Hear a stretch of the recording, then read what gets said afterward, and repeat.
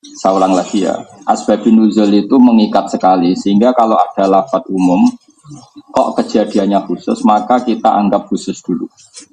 Setelah dianggap khusus baru ada kemungkinan al-ibratu bi umumin lafdi la bi khususis sebab jangan dibalik. Ada janggang liberal itu kualik, pakai ya kualik. Jadi misalnya kayak gini ya. Ada ayat yang asal usulnya begini. Dulu Rasulullah menghadap mana kalau sholat? Baitul Maqdis itu 16 bulan berapa? Kemudian Nabi itu sering melihat Mekah. Dan ketika melihat Mekah, Nabi itu kelihatan ingin sekali kiblatnya dirubah ke Mekah. Setelah itu dituruti sama Allah dengan istilah qad nara taqalluba wajhika fis sama falan walliyannaka qiblatan tarduha. Kemudian Nabi madhep Ka'bah. Dengerin ya. Tapi uniknya pangeran ketika Nabi madhep Ka'bah diistilahno fa aina ma tuwallu fatam mawajwa. Muhammad ke madhep diwae ning ndi konon diwae ana ridane Allah. Itu kalau diartikan secara umum lafzi berarti madhep ngetan oleh, ngalor oleh, ngidul oleh, bebas. Mergo fa aina ma tuwallu fatam mawajwa. Maka yang seperti ini mau tidak mau al-ibratu bi khususis sabab.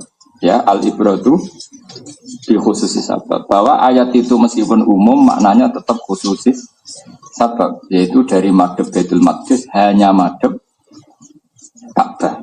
Meskipun ayatnya umum nama fa'ayna ma tuwallu fatamma wajhu. Kapan saja kemana saja Anda menghadapkan maka di mana-mana ya dari ridhani Allah. Sehingga asbabun nuzul ini mengikat dalam ayat seperti ini apa? Al-ibratu bi khususis sabab. Ada contoh lagi misalnya satu hal yang ma'ruf. Ya, seperti yang saya katakan tadi kula ngaji ini karena ini napa perintah buyut kula Mbah Pak terus kula tetap ngaos karena memang ini amal beliau. Riyen mbah kawula kandung badhe kapundhut niku sing nganggen kula sekolah padahal mun posisi PKB kula tetap sekolah. Terus iki mungkin kita terus amal napa? Jadi karena yang minta ngaji tadi ini itu beliau. Dengerin lagi ya. Ada kejadian khusus yang selalu dikenal di era itu disebut waqi'atu ainin. Dalam ilmu ushul fikih disebut apa? Waqi'atu ainin. Ada ulama menyebut haditsatu ainin, kejadian saat itu. Itu juga mengikat. Sehingga lafadz umum itu tidak penting. Yang penting adalah khususis sabab dalam hal ini.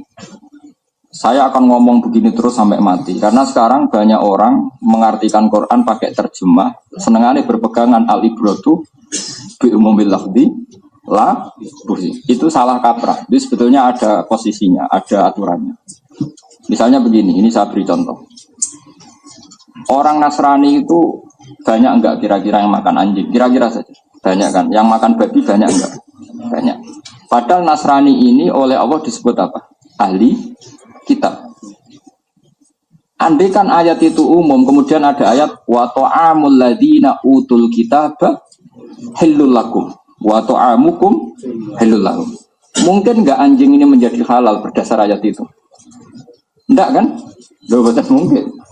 Enak duriat itu kan makanan yang dimakan ahli kitab. Halul lakum juga halal bagi kalian. Itu memasukkan anjing enggak? Enggak kan? Memasukkan babi enggak? Enggak kan? Memasukkan badan enggak? Enggak. Padahal nak dohiri terjemah nih. Wa ta'amul ladzina utul kitaba halul lakum, makanan yang dimakan ahli kitab juga halal bagi kalian. Maka yang seperti ini kita tidak boleh pakai terjemah apa? Al-ibratu bumillah. Itu kecelakaan betul, kriminal betul. Yang seperti ini adalah waqi'atu ainin. Seorang lagi apa? Waqi'atu ainin. Yaitu kejadiannya adalah Nabi dan para sahabat menjumpai komunitas ahli kitab yang masih orisinil. Dan kebetulan hewan yang disembelih adalah hewan yang menurut Islam halal. Yaitu misalnya unta dan sapi. Seorang lagi ya. Misalnya unta dan sapi, kambing. Kemudian unta dan sapi yang menurut kita halal disembelih oleh ahli kitab yang era itu masih orisinil. Nah yang jenis ini masuk ayat wa ta'amul ladzina utul kitab khillul lakum wa ta'amukum hillul. Tidak boleh diterjemah semua yang dimakan ahli kitab makanan halal bagi kalian. Terus gunanya apa? Ayatin nama harrama alaikumul maitata wa dama wa lahmal.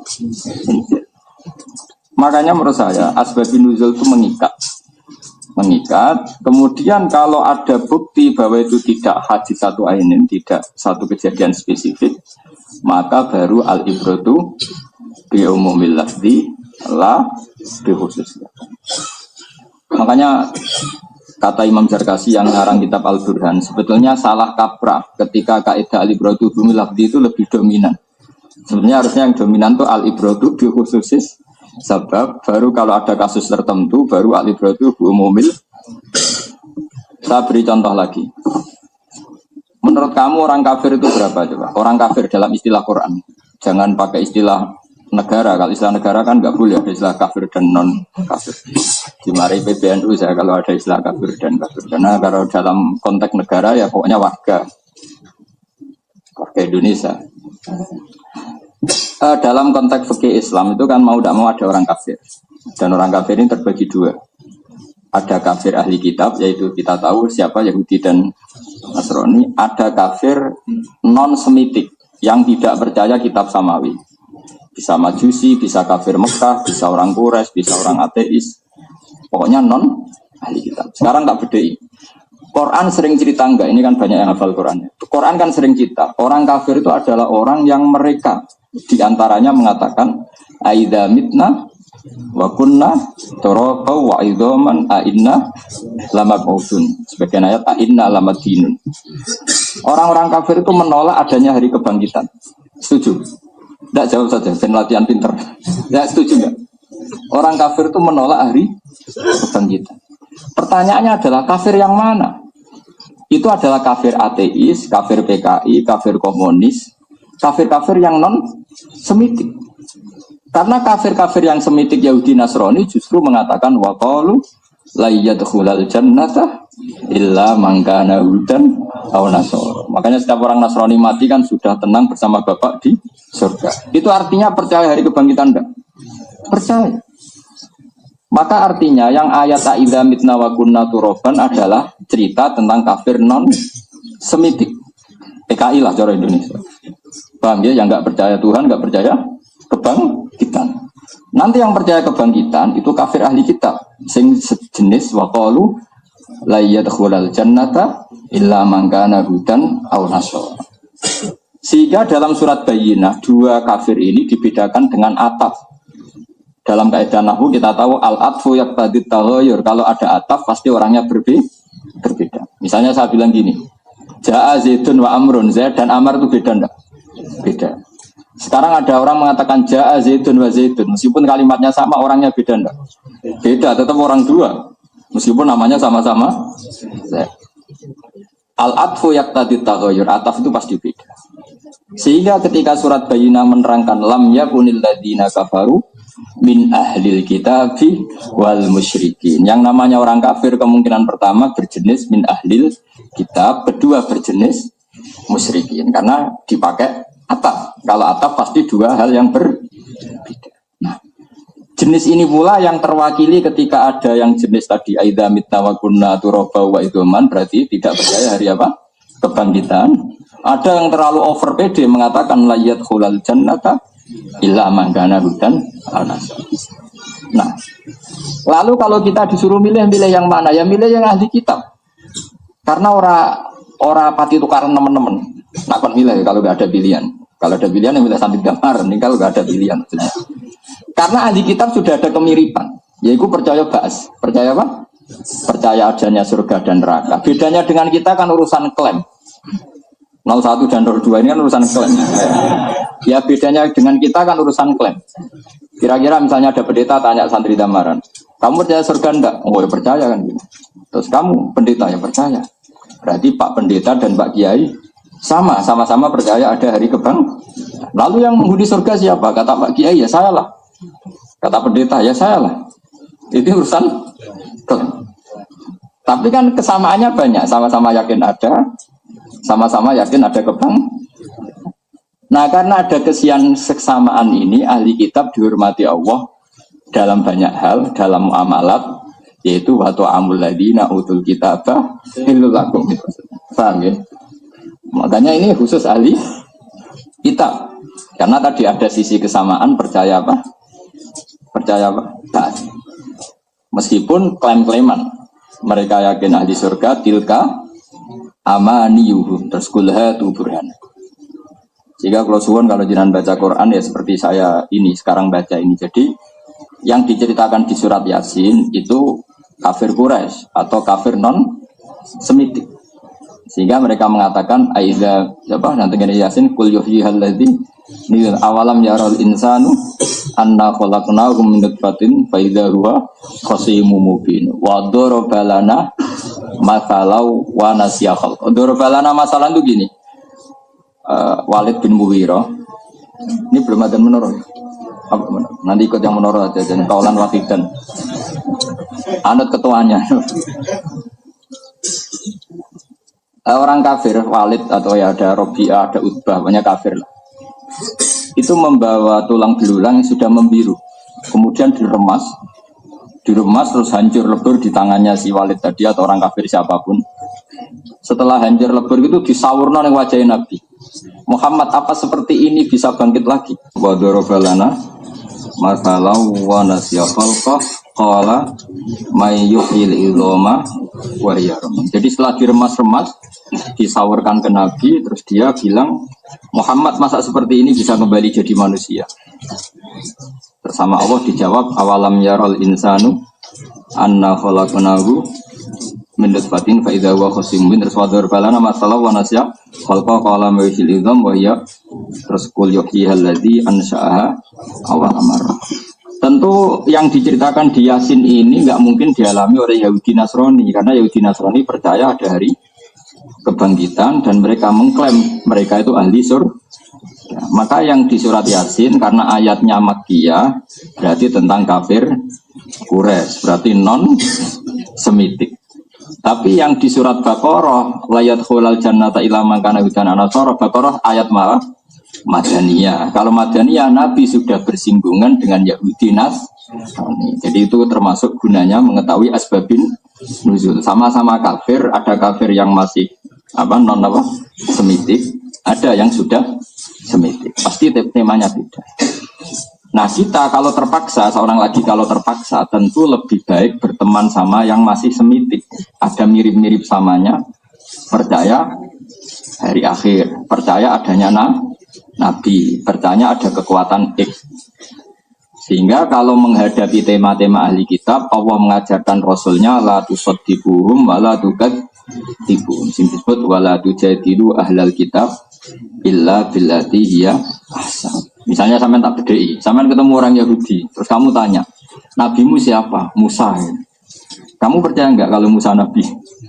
Percaya. Yahudi ya percaya, kamu ya percaya. Beda kalau kamu tanya PKI, Musa itu siapa? Ya manusia. Pusing kan? Sehingga ketika Rasulullah di Medina, itu orang Yahudi itu puasa hari 10 suro. Nabi karena Umi tanya, coba tanyakan orang Yahudi kenapa puasa tanggal 10. Terus mereka jawab, yaumun najjawahu fi Musa, hari di mana Allah menyelamatkan Musa. Terus Rasulullah bilang, nahnu ahaqqu bi Musa, saya pun paling berhak menghormati Musa. Kemudian Nabi menyuruh orang Islam puasa apa? Asyura tanggal 10. Lama-lama Nabi itu kepikiran, ini nak pas tanggal 10 persis, tak mirip Yahudi. Akhirnya disunatkan tanggal berapa? 9. Karena semangatnya itu beda, sehingga yang kadung nggak puasa tanggal 9 disunatkan puasa tanggal berapa? 11. Paham ya? Itu artinya apa? Ada tema yang kita kadang sama. Yahudi menghormati 10 surah karena Musa, kita pun menghormati. Sebab itu kalau berdebat dengan ahli kitab, kata Rasulullah, la tusaddiquhum wa la tukadzibuhum. Kamu ya jangan bilang iya, ya jangan bilang tidak. Kau nak muni iya ternyata mereka bohong, nak muni tidak ternyata mereka benar. Jadi ngeper itu ya boleh. Jadi milih mana agak jelas itu boleh karena menurut saya pemilu itu berkah. Memilih dengan seleksi begini itu berkah. Jadi bang perang tanding nggak ngentek nyawa akeh gitu saja, makanya yang syukur soalnya darul mafasid muqaddamun ala jalbil. Mungkin pemilu ya banyak curangnya, tapi misalnya pemilihannya kayak dulu zaman pendekar, zaman gladiator, wah itu nggak bisa nyawa berapa ya. Jadi barokahnya pemilu ya rontok bodoni sidik-sidik sing bodoni maksudnya itu kan sementing ada pemimpin yang ya mesti harus sing bodoni wong akeh. Mungkin muni jujur kabeh ora nabi kok arani jujur kabeh. Mbak arani bodoni kabeh ora setan kok mbak arani bodoni kabeh. Ini kan mabena setan wa bena malaikat ya. Manusia kan gitu ya, kadang mental malaikatnya, kadang mental setannya. Ya kita ndak tahu lah. Tapi yang penting seleksi seperti ini bagus. Gak ngentekno nyawa ora liwat apa? Gladiator. Saya ulang lagi, ini penting sekali. Saya di Sidogiri juga ngajar ulumil Quran. Saya di Sarang juga ngajar ulumil Quran. Saya sering bilang, jangan terjebak oleh kaidah yang sering diomongkan beberapa orang yang sidik-sidik meni al-ibratu bi umumil lafzi. Itu tidak sepenuhnya benar. Bagaimana Anda bisa mendalil itu di ayat fa'enama tuwalu wasama wajho. Coba kalau pakai umumul lafzi, kamu sholat menghadap kemana saja sah, boleh. Kriminal kira-kira. Oh tak tangkap tenan aliran sesat gitu. Begitu juga menyangkut ahli kitab. Misalnya ada ayat wa ta'amul ladzina utul kitab bakhilul lakum. Oh nak ngono mangan pakanan sing tau dipangan ahli kitab halal. Padahal mereka mangan babi. Oh sembrono. Ayat-ayat seperti ini mau tidak mau ada konteks waqi'atu ainin apa? Yaitu ketika perang, ketika dulu Nabi pernah menjampui satu kampung di mana kebetulan makanannya halal, hewannya juga kebetulan halal, cuma disembelih oleh mereka lah yang sejenis ini yang dimaksud wa ta'amul ladzina utul kitab. Jangan kayak maling yang madzhab Syafi'i. Saya itu pernah digojok sama wartawan Republika, ini kisah nyata. Ketika kerusuhan Mei dulu 9 berapa itu? 8. Itu ada wartawan Republika, teman saya satu kantor di Jogja. Pak Ba hebat betul madzhab Syafi'i. Kenapa ya? Maling saja punya madzhab. Kenapa ya? Itu di Jogja, itu di daerah Serandaan. Itu ada peternak babi, juga ada peternak kambing. Itu yang dicuri mesti kambing. Tak tanya malingnya, kenapa tidak nyuri babi? Haram Pak, haram. Jadi jangan kira maling itu tidak punya etika, masih punya. Loh kalau alasannya uang kan babi bisa dijual juga. Kalau alasannya uang babi bisa dijual kan? Bisa. Tapi mereka masih bermadhab. Kata dia ini cerita aja. Jadi yang kurang ajar wartawannya bukan saya, kata dia. Saya diam aja. Diam saja itu hebat juga kiai. Sampai maling masih ingat madhab kiainya. Yang kebetulan saya punya teman orang Sandaan juga. Iya Pak, memang belum pernah kok ada babi hilang. Yang hilang itu ya kambing, ayam, yang halal-halal lah kira-kira. Ya ternyata maling pun bermadhab. Di sini sama ya. Kalau yang hilang tuh yang haram yang halal. Coba misalnya kamu ngerumat ular piton sama ayam Bangkok, kira-kira dicuri mana? Kalau nggak dimasukkan, kira-kira aja. Ayam tetap milih yang halal ya? Jangan ngalong lebih kira-kira. Jadi intinya kiai itu sukses tuh, didik madhab tuh sampai. Terus ada satu lagi wartawan cerita, iya Pak, dulu kerusuhan Jakarta itu kan ada pasar ya, kan ada pasar daging babi, daging apa sapi. Itu yang daging babi itu utuh, nggak dijarah. Terus ada temennya orang Madura itu kebetulan keliru ngambil daging babi. Itu babi haram dibuang. Padahal yang sapi juga haram karena hasil apa? Nah, itu makanya kita harus syukur. Jadi madhab kita itu madhab yang sampai orang fasik pun masih ikut. Itu kayak di daerah sana itu ada daerah jaduk. Itu dungane jaduk nganggo jal-jalut. Dungo ngilang dungo. Tapi nganggo sapa malih. Pas sembrono tenan.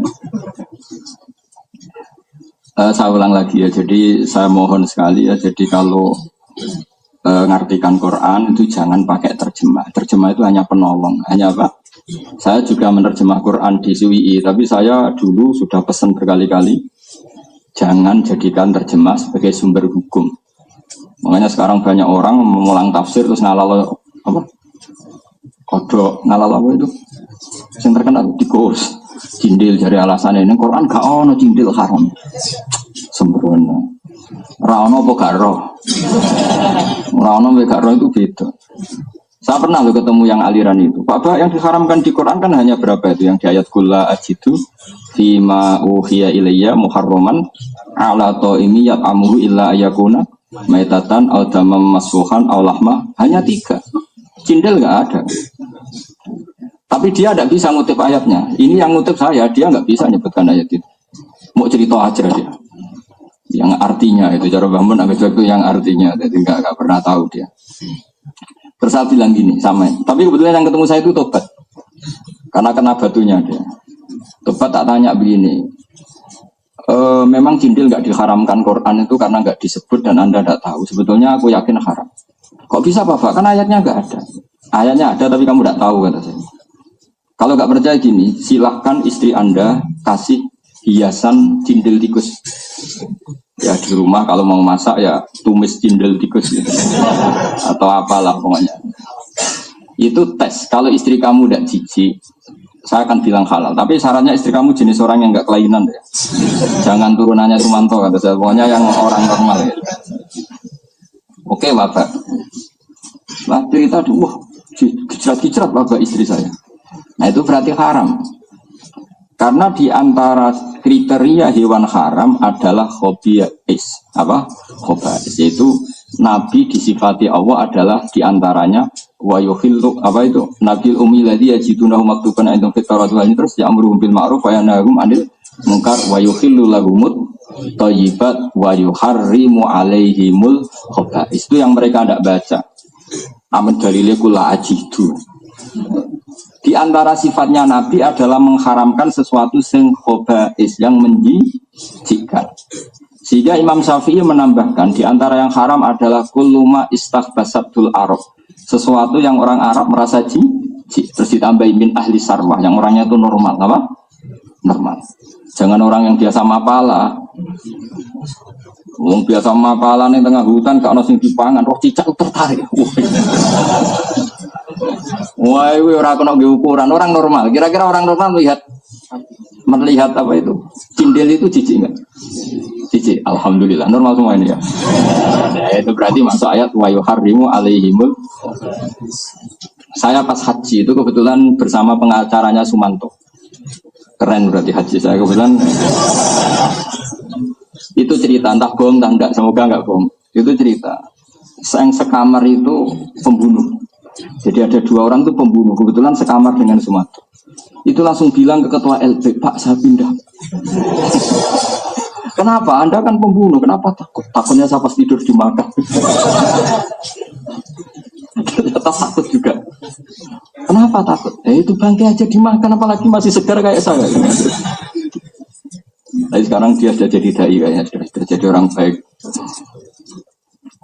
Jadi makanya saya mohon ya teman-teman yang di sini yang hafal Quran, nikmati hafal Quran itu. Kalau misalnya Anda tidak sempurna, tidak paham, tetap lumayan bisa hafal. Dan para pengkaji halal haram itu jangan pakai model-model kampus. Model kampus itu kan ada tematik. Jadi tafsir maudhu'i itu saya tidak sependapat. Itu banyak yang keliru. Karena kalau tematik itu biasanya bab halal haram ya dicari di Google, ya hanya mengeluarkan ayat-ayat yang ada kata halal, kata haram. Sehingga cindil tidak masuk. Padahal kadang halal haram itu dimasukkan di bab lain kayak tadi. Haramnya khobais itu disebut Allah disifatin Nabi. Apa? Itu kan unik, tidak di bab halal haram tapi di bab sifatun Nabi. Artinya kalau dicari di Google, di bab Google tadi yang jadi gurunya orang-orang itu. Halal haram terus ditek halal haram ya tentu yang keluar itu hanya ayat yang ada kata halal haram. Padahal haramnya khobais tadi tidak di bab halal haram, di bab tentang sifatun Nabi, yaitu Nabi Muhammad disifati apa?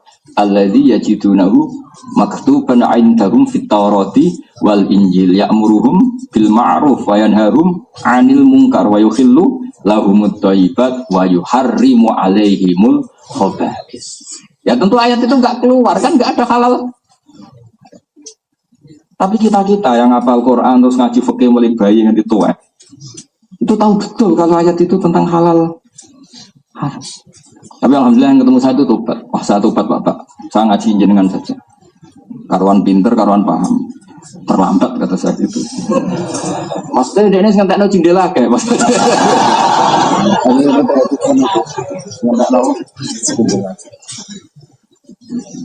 Semoga bapak-bapaknya Cindil tidak dendam sama dia. Cucunya dimakan apa? Nah makanya seperti ini saya ulang lagi ya. Anda jangan terjebak kaidah al-ibratu. Memang kaidah itu benar adanya, benar. Tapi tetap tidak semuanya ayat Quran kamu analisis dengan al-ibratu. Kadang ya kita analisis bihususis. Kayak tadi fa'aina ma tuwallu fasamma wajhuwa wa ta'amul ladzina utul kitaba halal lakum. Tentu tidak semua yang dimakan ahli kitab menjadi apa? Halal. Nah itu termasuk faedahnya mengenali asbaban musyrik. Setelah kamu mengenali nasah mansuh makkiyah madaniyah, maka wayatarot tabu lan dadi kasusun ala dzalika ing atase mengkono-mengkono kabeh fahmu ma'anil ayati apa ngenal maknane pira-pira ayat. Setelah kamu kenal itu semua baru kamu memahami ma'anil ayat. Wa man tisapane wong khodo iku nyelurup sapa man at-tafsir ing tafsir qabla ma'rifati mustalahi sedurunge ngerti istilah tafsir. Karena mengko ana sapa man ku fi khairatin atau fi khiratin. Sebenarnya baca benarnya itu khairah ya, kamu jangan anut guru yang baca khirah. Tapi yang baca khirah itu ya tetap benar. Tak kasih skor lah. Artinya baca khirah itu benar tapi salah. Salah tapi bisa dibenarkan. Tak ajari ilmu sorof ya. Kalau untuk orang alim alama macam F itu ya, baca khirah. Tapi kalau untuk orang alim saja itu sudah benar. Jadi kaidahnya begini ya, kalau masdar itu udah ikut kaidah munasabah. Soalnya kalau masdar itu udah ikut kaidah munasabah. Jadi tidak bisa kamu nasib saro ya siru sirom, tidak bisa karena masdar tetap sairon. Khaufa ya khaufu khaufa, tidak bisa karena munasabah baca khufan. Ya kalau masdar ya. Tapi kalau tidak masdar itu bisa harokat asli, bisa harokat munasabah. Tapi misalnya ada baca khirah ya menurut saya ya benar. Karena memang ada ya yang munasabahnya kasroh. Dan kebetulan orang Arab itu mendukung kesalahan itu. Jadi alhamdulillah orang Arab pahami itu kalau baca ya saya berkali-kali ketemu orang Arab. Kaifa anta idza kunta fi dzikil ma'isyah. Mereka tidak bisa baca dzikil ma'isyah, bacanya dzikil ma'isyah. Kaifa anta idza kunta fi dzikil ma'isyah. Saya bilang, ya Syekh dzikil ma'isyah la dzikil ma'isyah wah repot. Sing bahasa malah keliru gitu. Ini sing ilat gambaran bener kono ilat Arab salah. Arab ami repot. Tapi yang Arab orang alim mesti bacanya doikul ma'isyah. Karena Quran kita juga fala taku fi doikin apa? Wala taku fi doikin. Kira kita kan doikin apa? Kenapa doikin? Ya karena masdar doko yadiku doikon saro yasiru. Nggak bisa mentang-mentang nasabah saro yasiru. Siron terus siron ya ada gitu. Ya tapi ini cerita aja. Maksud saya Anda yang ngaji di sini biar terbiasa. Jadi saya sampai sekarang tuh masih sinau sorong. Jangan kira saya terus tidak sinau, sampai sekarang masih sinau. Karena saya ingin lughat saya itu yang terbaik, fusha. Bukan karena saya ingin sombong, enggak. Saya ini bawa Quran, malu kalau Quran tidak dikasta terbaik. Makanya kira kita doikin, apa? Doikin. Kenapa kok doikin? Karena masdar. Masdar itu aslul mustaqot, apa? Sehingga dia tidak kena ilal. Nah kalau masdar di ilal bisa enggak? Doikin di ilal bisa. Ulibatil ya'u alifan. Terus jadi doko. Barang doko mirip fi'il mati, bingung mana itu piye. Nah kenapa doko asluhu doyako di ilal? Karena asluhu kawana. Karena dia fi'il mati masih kena ilal. Kalau masdar kalau di ilal bisa Ridwan asluhu kaunan asluhu bingung kafir. Nah karena masdar itu aslul mustaqot, fi'il yang enggak diketahui asal usulnya dilacak di masdar. Misalnya kana ini ajwaf wawi atau ya'i, lihat kaunan berarti ajwaf wawi. Saro kita tidak tahu wawi apa ya'i, lihat sayron. Makanya rodia yang sudah jelas nakis ya'i, rodia itu orang tetap bilang nakis wawi, padahal rodia ada yaknya. Nakis ya'i apa wawi? Wawi karena masdarnya ridwan apa? Ridwan. Akhirnya tilal rodiya asluhu rodiwa ala wasni fa'ila. Ubdilatil wawu ya an ditahak lingkisari makop. Nah, karena masternya Ridwan. Semalam berdomboras. Makanya ini hormat saya sama Mbah Ba. Jadi beliau mungkin nyuruh saya ngajar di sini. Memang beliau datang ke rumah saya itu berkali-kali. Selain nilai saya sebagai cucu juga disuruh ngajar. Makanya saya alhamdulillah tadi menangi semuanya lah saya datang. Karena beliau ketika sakit Senin saya diberi kasih Kang Ali itu firasat saya paling nunggu Jumat karena memang keluarga saya banyak meninggal Jumat. Batur kan juga Jumat. Ya paling juga. Jadi ya sudah lah makanya saya tetap ngaji ya. Jadi ini bentuk penghormatan kita karena wanak tubuh makodamu wa atharum. Semoga ngaji ini athar dari perintah beliau sehingga menjadi amal apa? Beliau. Saya ulang lagi ya. Jadi baca yang benar tuh khairah apa? Tapi kalau Anda baca khirah ya benar. Makanya di Quran juga bacanya khairah apa? Kayak itu lahu itu kalladis tahwat rus sayatinu khairon. Kalladis tahwat rus sayatinu fil ardi khairon. Khairon tambah khiron teman baca. Khairon karena itu master. Master itu la yatatarrukuhul i'lal, tidak bro kenapa? I'lal. Makanya saya tuh tambah kagum sama Quran. Imam Sibawi itu kalau sujud syukur itu bukan karena dapat uang. Dia baca Quran, kemudian dia tahu bahwa ini fi a'laru tabi ilmil balaghah, di kasta tertingginya ilmu, terus dia sujud. Saya mungkin termasuk orang modern yang pernah sujud syukur karena melihat Quran itu di kasta tertinggi. Meskipun tidak sesering Imam Sibawi. Karena saya punya istri. Imam Sibawi itu kasus. Dia itu orang yang ganteng, profesi sampai darah di Sibawi karena berbau apel. Orang berbau apel tapi berbau apel. Makanya darah di Sibawi itu maknanya apa? Apel. Tunggu ganteng, semua perempuan suka. Ya kayak Sandi lah kira-kira gitu. The power of mama itu.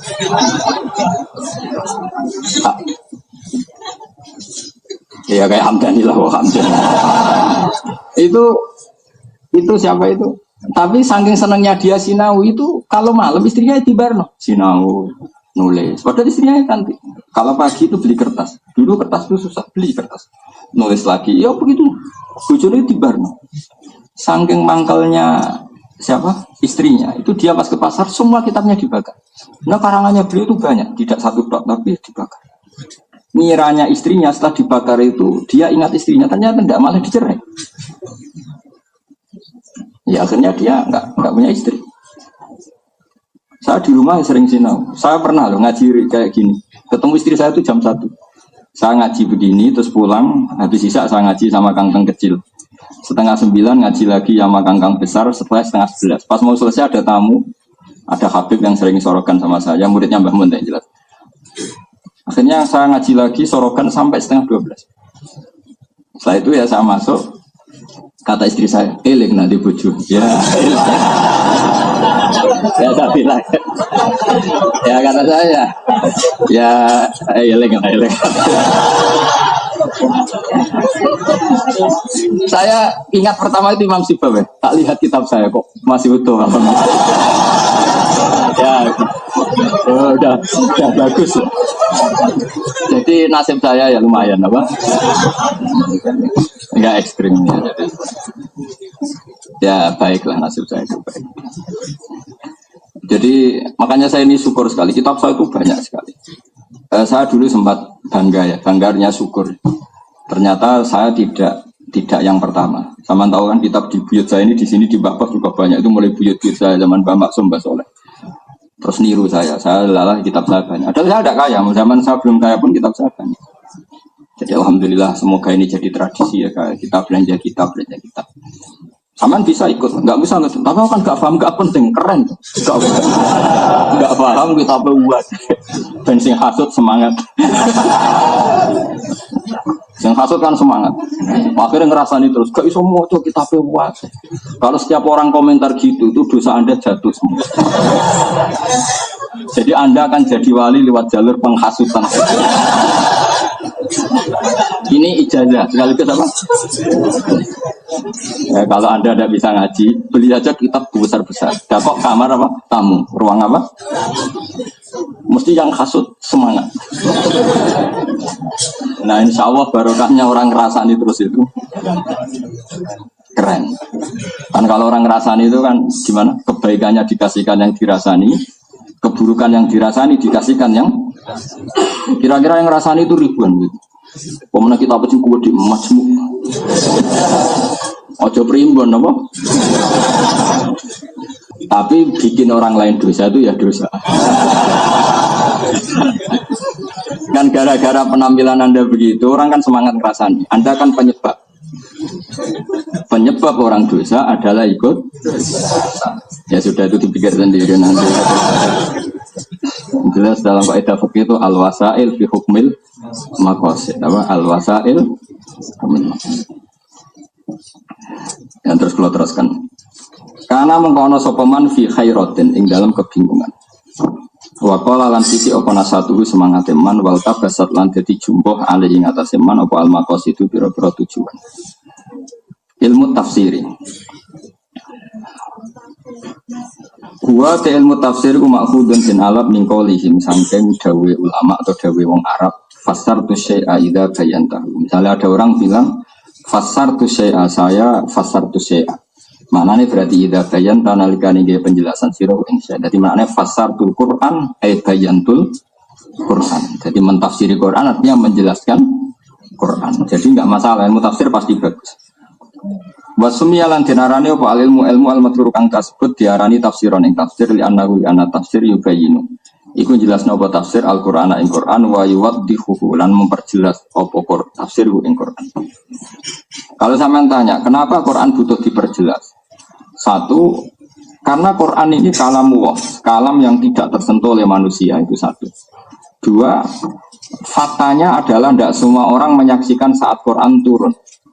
Sehingga ada kejumbohan atau ada ketidakjelasan bagi yang tidak syahidul kisah, yang menyaksikan peristiwa.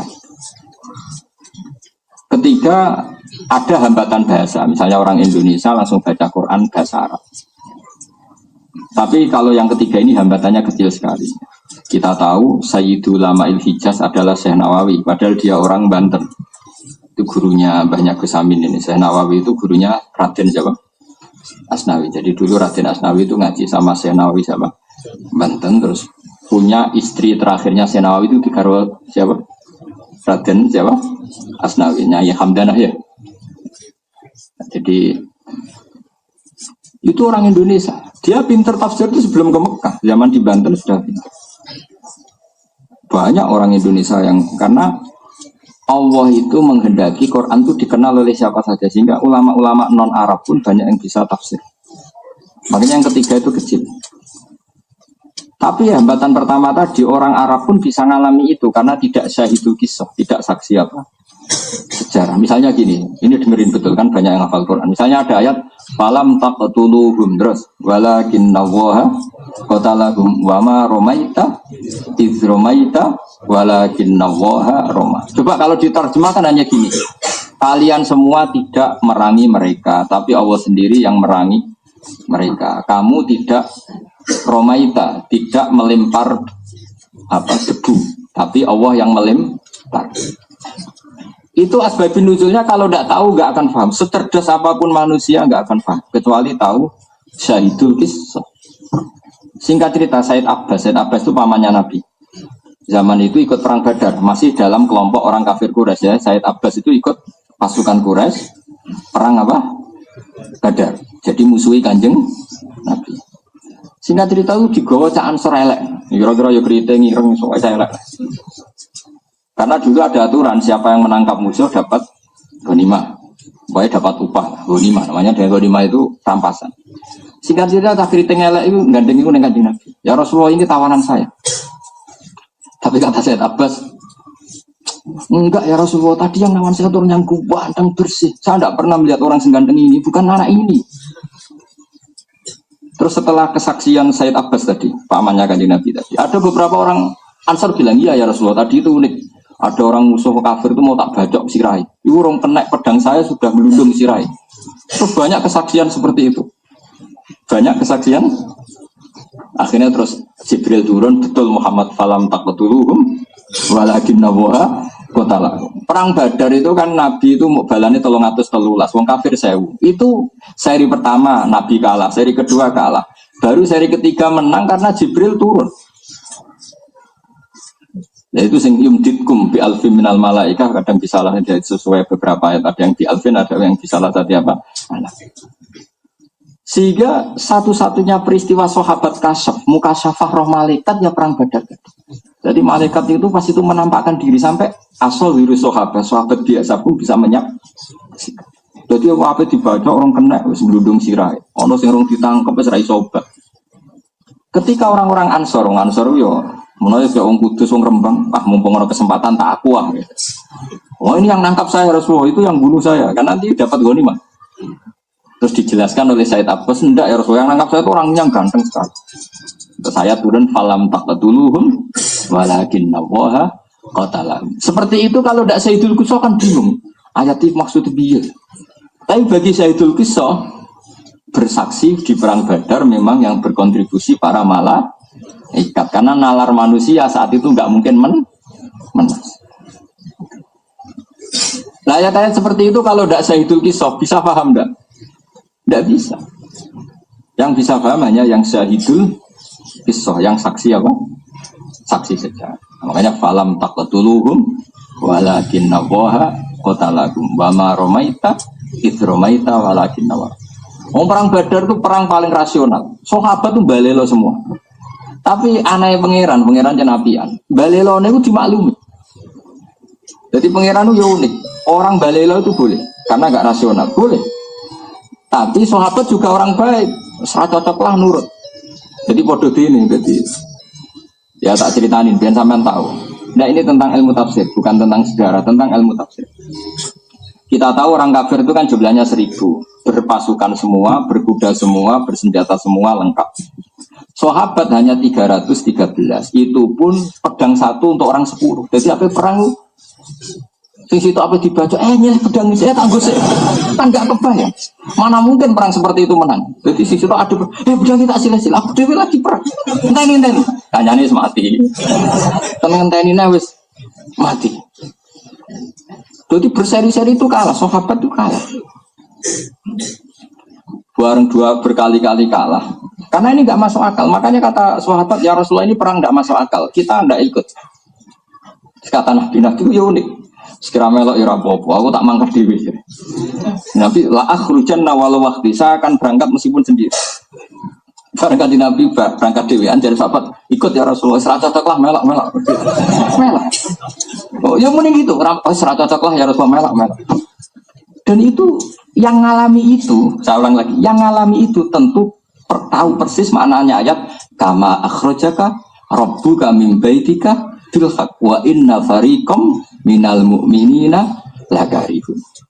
Sebagaimana Allah mengeluarkan kamu Muhammad secara hak. Karena Nabi demi Allah nggak masalah kita kalah. Nabi tentu imannya terbaik. Beliau tetap keluar meskipun nggak masuk akal karena disuruh Allah. Tapi wa inna fariqam minal mu'minina lakarihun. Orang-orang mukmin nggak setuju, ini nggak rasional. Kita nggak suka perang model gini. Perang itu di mana-mana nyari menang. Ini kan cari mati. Makanya ya gremeng. Lalu lucunya Allah itu maklumi. Penggeremengan ini dimaklumi Allah. Jadi jangan kira Allah tuh gak suka orang gremeng, ya dimaklumi. Segamane kayak kangkang sebuah-sebuah di belakang aling gremeng itu sah sekali, sebuah-sebuah digugah ya gremeng sah. Tapi santri gremeng lah tetap nurut kiai ini, maka jadi klop. Gremengnya ya tetap, loyalitasnya ya tetap. Jadi bena gremeng wa bena taat. Nah sahabat ya gitu. Jangan kira mereka perang Badar legowo, ndak, ayatnya jelas wa inna fariqam minal mu'minina lakari, enggak suka. Lakarihun maknanya gede. Terus yujadiluna kafil haqqi ba'da ma tabayyana ka'annama yusaquna ilal mauti. Muhammad, ya Rasulullah wes derek mawon derek. Lha opo ke? Ya suruh nyawa wae derek. Jadi dene wis sak kepengin menang. Malah diredaksikan Quran ka'annama yusaquna ilal maut. Jadi nabi beda, nabi kan dekat Allah. Beliau tahu kekuatan Jibril, kekuatan malaikat. Jadi Nabi mangkat, menang, wis tak menang. Tapi dari sahabat, dong raiban. Apa kayak kok melok? Ya dari ada jinak, apa? Mati. Itu sudah mati ya. Ya, badai mati wow. Jadi itu uniknya sahabat. Makanya sahabat itu figur yang luar biasa. Orang cocok kowe nurut. Saiki gak kiai beda 0102 sarintine ra nurut. Mau telok panganan. Mestine cocok ra cocok anut guru, napa? Anut guru. Mergo sahabat itu asline mek Kanjeng Nabi ning perang Badar ya mbot. Ya ra cocok. Wong 1000 kok musuh 300 iku wae gak bersen. Tapi Nabi perang ya. Derek Nabi. Lewat apa? Ya, mati. Itu seradu ya harapan menang itu. Mana disebut kaan nama Yusafuna ilal mauti wahum yang tuh. Jadi ya sudah Nabi kematian di depan kita. Tapi apa ya supaya mati Nabi. Daripada mati biasa atau mati dari anak jenengan bukan mati luar biasa kalau mati dari anak. Akhirnya perang. Seri pertama keok, seri kedua keok. Nah pas keok 2 kali itu Nabi masyhur, Nabi fil aris itu di tenda hanya dengan Abu Bakar. Ini tareh loh ya, bukan kampanye, ini tareh. Oh Nabi nangis, masyhur itu dengan Nabi. Ya Allah, jika pasukan saya kalah, yang tahu kalau engkau Tuhan itu hanya pasukan saya. Nak jenengan kepengen rano sing nyembah wis kalah entek-entekan. Tapi resikonya ora ono sing nyembah jenengan. Wong sira nak jenengan pangeran mau kula sak bolo-bolo. Ada jenengan habisi sentek cerita jenengan pangeran sentek. Intasa lam tubat badal intuhlik hadil isoba lam tubat badal. Ya, sekali pasukan ini kau kalahkan, yang menyembah engkau sudah tidak ada. Karena yang tahu bahwa engkau Tuhan itu hanya kita. Kalau kita engkau habisi, sudah nggak ada yang tahu engkau Tuhan. Mohon jangan milih putih kemarin. Wah akhirnya, tapi itu nggak bisa ditiru loh. Cara Pak Ma'ruf Amin memangnya kita kafir Quraisy. Akhirnya tidak saya nerangkan tafsir, bukan nerangkan film.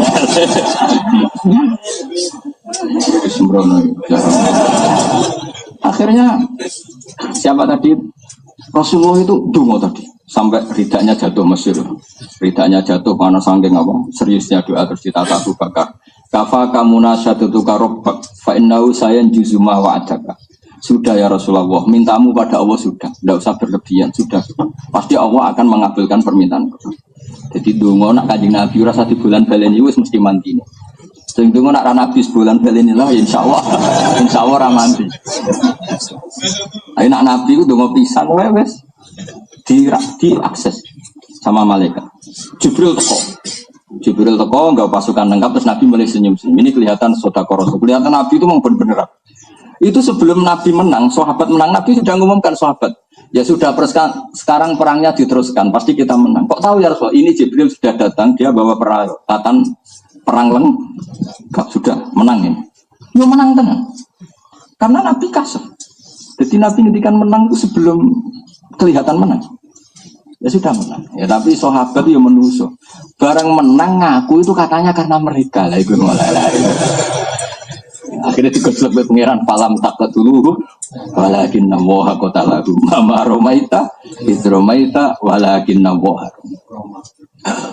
Ya, maknanya begini, bagaimana mungkin ayat seperti ini difahami oleh orang yang tidak syahidun kisah, tidak saksi sejarah, tentu tidak akan paham secerdas apapun orang itu. Nah kenapa orang sekarang paham? Karena itu ditulis oleh ulama. Ulama ditulis oleh ulama sebelumnya, ditulis oleh ulama sebelumnya, sampai diceritakan oleh orang yang menyaksikan. Itu pentingnya silsilah. Nah sekarang enggak, silsilahnya mau dihabisi oleh orang-orang kajian Islam di kota ini. Mengkaji Quran, gue terjemah sebagai kelompok berjamaah. Gimana ini artinya ayat ini? Artinya, itu imuni artinya. Wah matanya wong. Innalillahi wa inna ilaihi raji'un. Sempurna. Saya ngapal Quran, ya main ngapal tok atau ngaji tafsir bodoh gini. Tapi jadi lumayan agak digo jimat. Ngono sih digo jimat. Waqi'ah mari duwe akeh. Yasin go wong mati. Sing elek surat Ra'd, nek ana mati kangelan ngwacakno napa? Ra'd insyaallah cepet. Ya kok ora mikir misale mati tenan iku secara fikih ku qatil ta ora. Angge Kang Ali mesti dia mikir, nak mati tenan itu status secara fikih qatil ndak.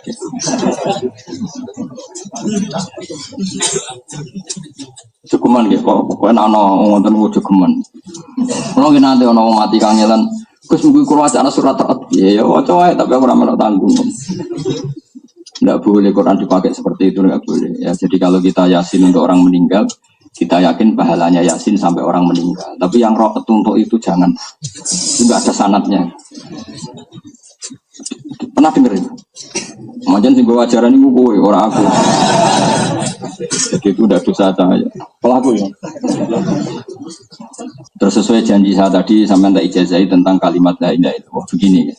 Ini juga masih tafsir tapi plus ijazahi jenengan. Kalimat la ilaha illallah itu kalimat yang istilah Quran disebut fa'lam, apa? Harus tahu secara ilmu. Ya harus tahu secara ilmu. Caranya gimana? Kalau sampai tidak kenal Allah, carilah lafaz pengganti Allah yang sering disebut Quran. Saya ulang lagi, cari pengganti kata Allah yang sering disebut Quran. Nah, yang sering disebut Quran itu sebetulnya kalimat yang sudah dipilih Allah untuk mengenalkan Allah. Nah, ini bukan kata Gus Bah, bukan kata Mbah Mun, bukan kata ulama, tapi ini dawuh Rasulullah. Cuma saya terjemahkan secara gampang. Misalnya begini, saya pernah ketemu orang ateis, orang yang nggak percaya Tuhan. Tanya saya, Pak Bah, saya mau percaya Tuhan, syaratnya Anda bisa menjelaskan Tuhan itu siapa? PKI Kang Jeng, pinter tapi. Wah, mateni wong PKI tapi dokter, wah mateni. Tapi ya turunannya wong Islam. Terus saya bilang gini, kamu kalau saya jelaskan mau percaya Tuhan enggak? Percaya, kalau saya masuk akal percaya. Terus saya bilangin gini. Menurut kamu rumah ini ada yang bikin enggak? Ya ada Bapak, kan nggak bisa rumah berdiri sendiri. Ya baguslah kalau kamu masih waras. Kan? Kalau ada sesuatu yang wujud pasti ada penyebabnya. Ya oke. Nah ya penyebab itu oleh agama Islam disebut Tuhan. Disebut apa? Tuhan. Ini yang kadang-kadang santri lupa. Santri itu langsung memperkenalkan Allah tapi tidak mensifati Allah. Padahal pertama lafaz Allah dikenalkan itu sekian ayat. Pertama surat turun itu surat apa? Iqra. Itu ada nyebut Allah enggak? Enggak ada. Iqra bismi rabbik. Rabbik itu siapa? Alladzi khalaq. Ya ayuhan nasu ubudu rabbakum. Rabbakum siapa? Alladzi khalaqakum. Ini yang kita alfa. Sehingga orang-orang kafir itu mudah menerima sama konsep Tuhan karena Tuhan itu siapa? Tuhan itu yang menciptakan langit bumi. Bukan Tuhan itu Allah. Allah itu nanti. Setelah Tuhan itu siapa? Yang menciptakan langit bumi. U'budu rabbakum alladzi khalaqakum walladzina min qablikum, yang menciptakan kamu dan orang-orang sebelum kamu. Sebagian ayat disebut alladzi khalaqas samawati wal ardh. Nah, lalu mereka akan tanya-tanya, lalu pencipta ini siapa? Musabbibul asbab itu siapa? Kausa prima itu siapa? Baru kita kenalkan kausa prima atau musabbibul asbab oleh Islam itu disebut Tuhan, yang oleh agama Islam disebut Allah. Akhirnya anak tadi bilang gini, mulai dulu bilang kalau Tuhan itu penyebab semua alam kan saya percaya. Mari bilangnya Tuhan, saya kan nggak tahu konsep Tuhan kata saya. Dia akhirnya iman. Nah ini sebenarnya kita itu keliru dalam memahami Quran. Saya ulang lagi ya. Jadi lafaz Allah sendiri di Quran sering pakai kata pengganti, apa? Pakai kata apa? Pengganti. Ya tadi misalnya apa? Ya ayyuhanna suttaku rabbakum alladzi, ya. Ya ayyuhanna su'budu rabbakum alladzi khalaqakum. Jadi ya, sampean jangan bayangkan sudah di santri damaran kan sudah Islam tanya. Islam hafid bisa, daftar wali bisa. Ini kan sudah. Ya, tapi belum di ACC, tapi kan sudah daftar. Itu tentu langsung Allah. Ya, langsung apa? Bandingkan kalau kamu itu orang ateis atau kafir Quraisy atau orang yang belum sama tak cerita nih, ini masih saya terangkan fa'alam annahu la ilaha illallah. Saya berkali-kali mengatakan ini. Jubair bin Mut'im itu orang cerdas, pinter-pinternya orang Quraisy diantaranya namanya Jubair bin Mut'im. Bin Adi namanya Jubair. Dia itu negosiator ulung yang mau menegosiasi Asra Badrin, tawanan Badar yang ditawan Nabi di mana? Medina. Padahal Mekah Medina berapa? 460 kilo. Jubair itu singkat cerita masih kafir, ya kafir betul ya. Ketika mau jadi negosiator untuk membayar apa tawanan perang apa? Badar, kita tahu tawanan itu kan boleh dibunuh atau dilepas dengan tidak ya dalam hukum Islam ya, dengan apa? Tebusan. Pas dia di Madinah, Rasulullah itu pas surat maghrib. Surat maghrib Nabi baca surat wattur wa kitabim mastur fi raqqim mansur wal baitil ma'mur was-saqfil marfu wal bahril masjud. Dia tuh mulai kaget, wih, kondang tenan Muhammad. Dia pertama memang Nyon Sewu dulu kan tidak ada hotel sehingga tamu non muslim pun ya di masjid. Tapi jangan jadi aliran liberal terus masjid boleh dipakai non muslim ya, itu kecelakaan betul. Itu dulu kan kondisional, mau ditempatkan di mana? Ditempatkan di rumah sahabat malah kok seneng bojone malah repot. Makanya mah ada didakon yang masjid. Takut lapangan Gus. Jadi sih ana lapangan voli sembrono. Bangunnya Manchester ya ana lapangan. Ya dulu tempat publik adanya hanya masjid. Jadi orang liberal itu sembrono tuh. Wah, kalau gitu non muslim boleh di masjid. Dulu Nabi tamunya non muslim juga diletakkan masjid, sembrono. Tapi santri kadang sing susu ya pintu pisan. Enggak ada begitu, malah ramadhan tareh. Repot. Sitok liberal ra iso ngaji, sitok khusyuk ra iso bantah-bantah. Repot. Kowe mau fasadun kabirun alimun mutahatiku wa abarmin hujailun. Mutanas. Repot. Dia tambah mendekat. Ini surat bagus betul. Wattur wa kitabim mastur fi rabbim mansur wal baitil ma'mur was saqfil marfu wal bah. Lama-lama terus dia mengintip. Cara sekarang itu ya dekat masjid. Dulu kan nggak ada speaker. Karena Nabi bacanya fasih. Bareng Nabi mulai baca am khuliqu min ghairi syai'in am humul khaliqun. Ayatnya jelas. Am khuliqu min ghairi syai'in. Kalau diterjemah bebas kira-kira maknanya gini. Ayo do goblok bareng-bareng. Kita meyakini bahwa alam raya ini diciptakan tanpa sebab. Min ghairi syai'in, tanpa sebab. Syai' itu maknanya sesuatu yang wujud. Tidak nyebut Allah. Am khuliqu min ghairi syai'in. Apakah mereka diciptakan tanpa sebab? Tanpa wujud syai' sing qablahum, tanpa wujudnya kausa prima yang sebelum mereka. Apakah mereka diciptakan tanpa sebab, tanpa pencipta? Atau mereka memang mengklaim sebagai pencipta, amhumul khaliqun. Terus Allah masih bikin pertanyaan lagi, am khalaqus samawati wal ard. Enggak apa-apa mereka merasa sebagai pencipta, tapi syaratnya mereka harus merasa ikut menciptakan langit dan bumi. Melok tunggu semen lah kira-kira gitu. Melok noto langit ngecat kira-kira. Terus kata Allah, bala yukinun, tak arani mereka pencipta juga mereka ada yakin, memang enggak. Itu juga enggak. Sampai bilang gini, kira-kira cara jawabin, wah semuanya Muhammad, entek akal gue. Ya Muhammad, ma tarak tali akli nasihat, entek akal gue mata berarti. Wes sama mata Islam. Waktu dibully habis-habisan mbak pangeran, dibully. Kalau kamu tidak percaya adanya Tuhan, ya kamu harus sebagai Tuhan. Biar ada sebab, alam raya ini biar ada. Mau soal alam raya sekadung wujud, disaksikan, kamu pakai, kemudian wujudnya tanpa sebab.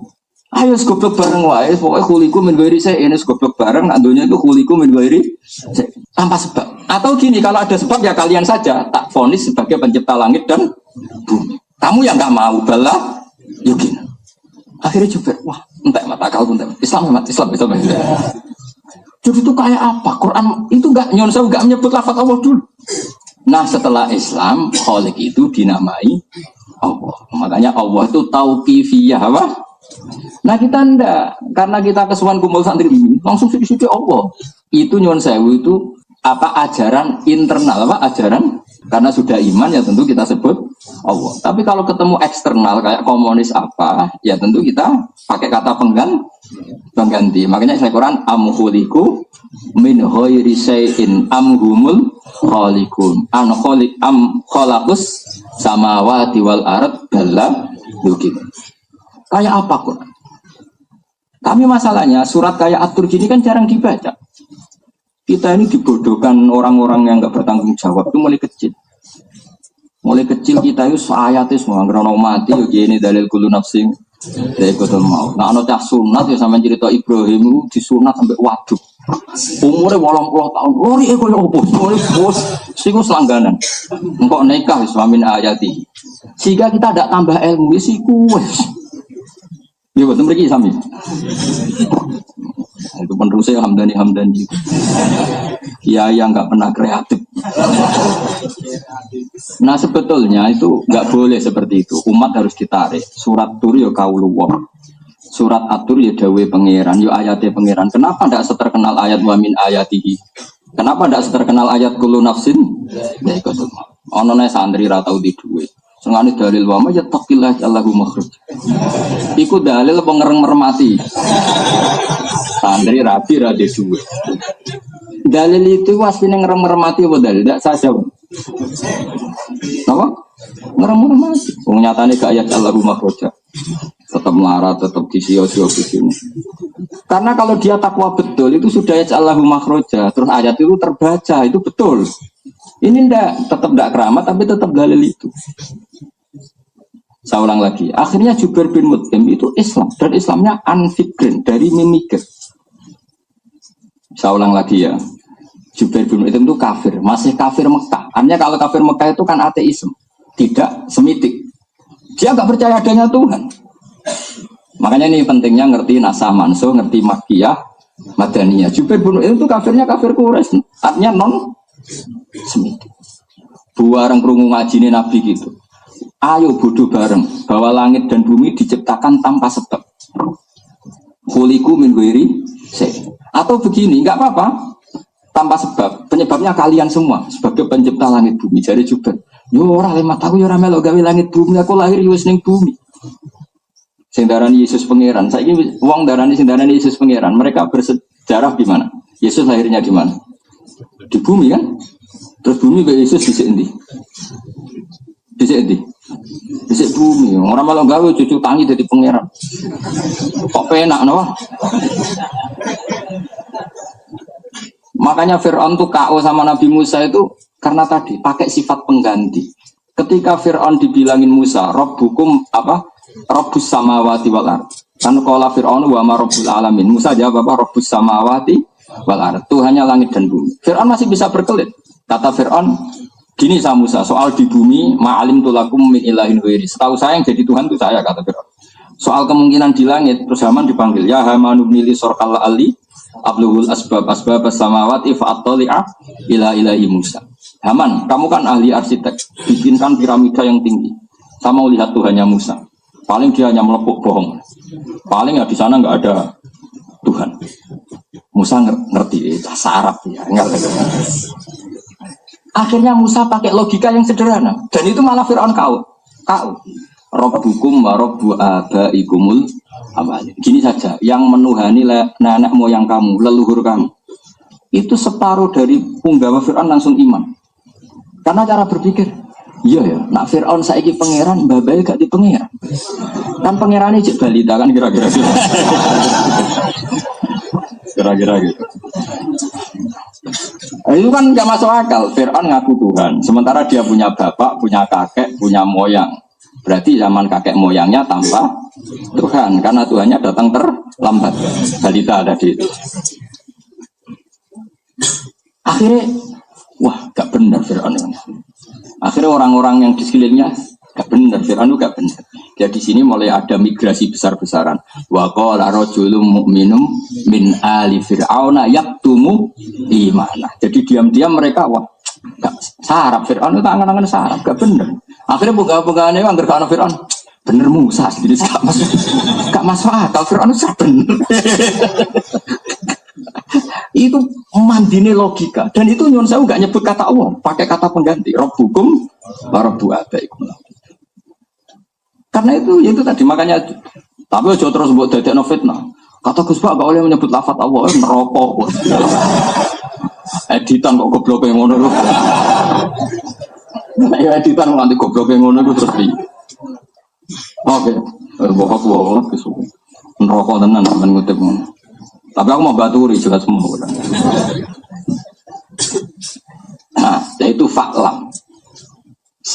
Kamu tahu betul la ilaha illallah. Caranya tahu gimana? Allah itu siapa? Kamu sifati musabbibil asbab. Allah itu siapa? Khaliqul asya. Allah itu siapa? Al-awwal. Kenapa Allah al-awwal? Karena di mana-mana yang namanya pencipta tentu lebih awal ketimbang yang diciptakan. Sehingga kita nyifati awal an ilmin karena tahu. Nyifati Allah khaliq ya an ilmin. Nah, karena alam raya yang wujud ini nggak mungkin dong diciptakan oleh al-adam. Bagaimana cara nalar al-adamu yakhluqu maujudan itu saraf kan. Wong-wong komunis ateis kan wong edan tenan. Alam ini dimulai dari nihilisme, ketiadaan. Itu wong paling edan yo ora iso percaya. sesuatu yang tidak ada menciptakan yang ada. Itu syarat kan. Ora iso diobatno kan, wis parah. Ya.